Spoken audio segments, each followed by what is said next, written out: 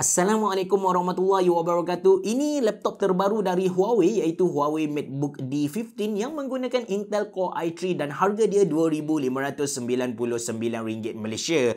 Huawei dia nak jual laptop ni dekat golongan student, cikgu-cikgi, orang pejabat atau siapa-siapa yang sedang cari daily driver punya laptop untuk penggunaan yang bukan heavy sangatlah. Cuma saya dah test laptop ni dengan Adobe Photoshop in case anda nak guna untuk editing gambar, dan juga saya test dengan beberapa game yang popular di kalangan rakyat Malaysia.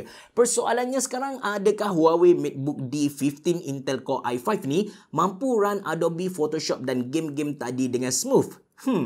Mungkin video ni akan membantu anda sedikit sebanyak in case anda sedang cari sebuah laptop harian bawah RM3,000 Malaysia. Anda bersama saya Ashraf Jeffrey dalam channel YouTube Mona Lisa. Kalau anda belum tekan butang subscribe, pastikan anda tekan butang subscribe dan juga button loceng yang ada dekat tepi dia.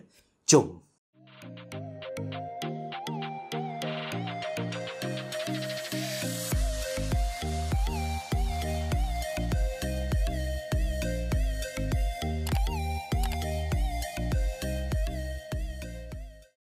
Spesifikasi penuh laptop ni, dia pakai Intel Core i3 10110U, RAM 8GB DDR4, storage dia guna SSD 256GB yang mana dia dah buat partition kepada kita. Dia punya graphic card Intel Integrated UHD, lepas tu size screen 15.6 inci Full HD dengan panel IPS. On paper, dia punya spesifikasi ni sekali lalu pun kita dah tahu dia memang boleh run kebanyakan software yang selalu orang guna harian lah. And kalau kita tengok dari segi design pun, dia punya design ni ke arah daily usage yang mana dia ringan, lepas tu sleek, nipis, senang untuk kita bawa ke mana-mana. But to be honest dengan anda tentang design ni, saya tak rasa Huawei ada MateBook D15 ni dia ada identity, dia ada originality dia tersendiri. Anda boleh tengok sendiri, design dia copy ori kot Apple MacBook. Actually okey je kalau dia nak copy Apple punya design, sebab memang tak dapat dinafikan design MacBook antara design laptop yang lawa.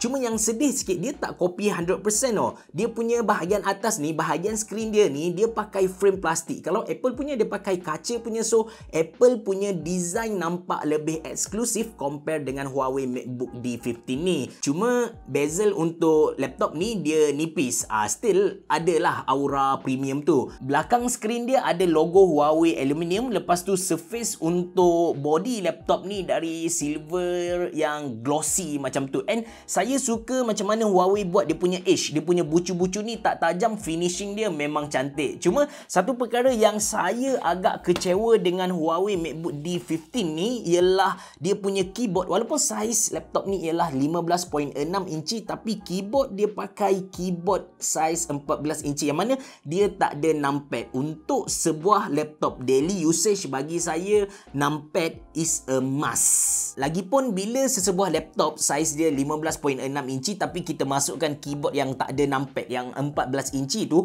akan ada space yang besar antara dia punya bucu hingga ke keyboard tu. So untuk orang yang memang dah biasa dengan keyboard 15.6 inci yang ada numpad tu, susah untuk saya adapt dengan perubahan key yang berlaku, and berlaku banyak typo lah. Cuma menarik tentang dia punya keyboard ni, dekat di antara F6 dengan F7 ada satu webcam. Kita kena tekan baru dia punya webcam tu keluar. And kualiti yang anda sedang tengok sekarang, video yang anda sedang tengok sekarang, saya record menggunakan webcam 1 megapiksel yang ada dekat Huawei MateBook D15 ni. Dia jadi lucu sikit sebab sekarang saya sedang tengok ke arah keyboard. Normally kita tengok ke bahagian atas tapi sekarang kita tengok ke bahagian bawah.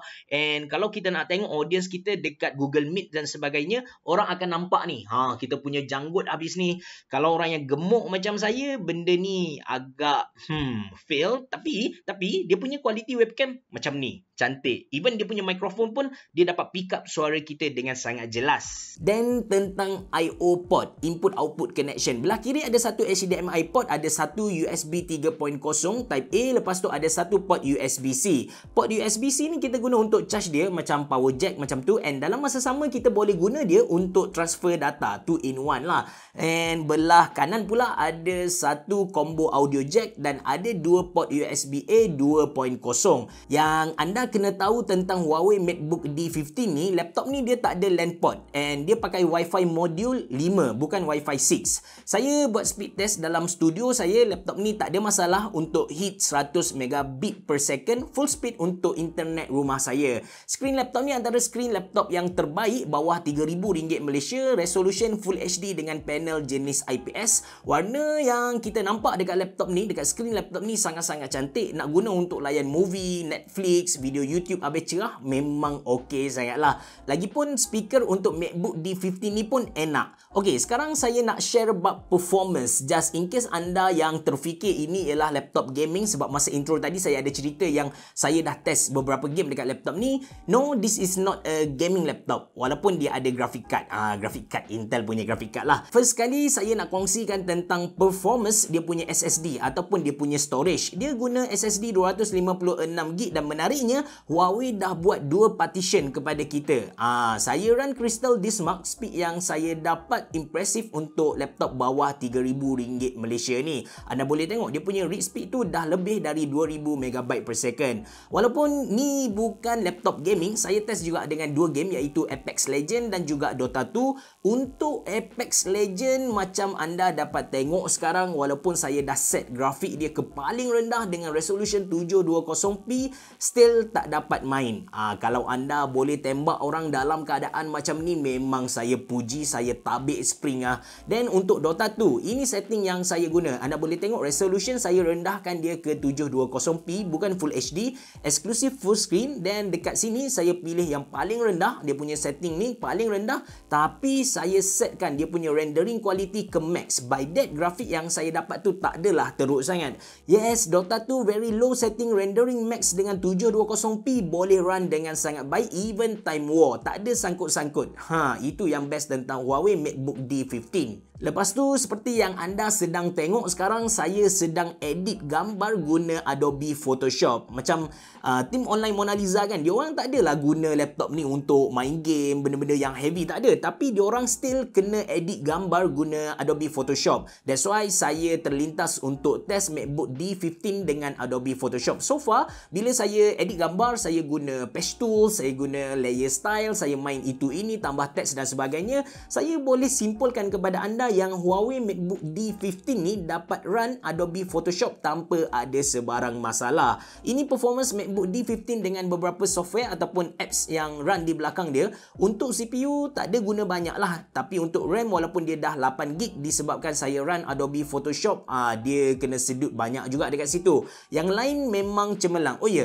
Kalau anda nak browse internet dengan smooth untuk tahun 2021 ni, saya suggest anda guna Microsoft Edge je. Tak payah nak guna Google Chrome, sebab Google Chrome memang makan RAM kau-kau, dan Microsoft dia dah perbaiki Microsoft Edge dengan sangat bagus. So dia punya, apa kita cakap, dia punya loading time dia dah bukan macam Microsoft Edge yang kita kenal 2-3 tahun yang lepas lah. Seriously, guna Microsoft Edge je.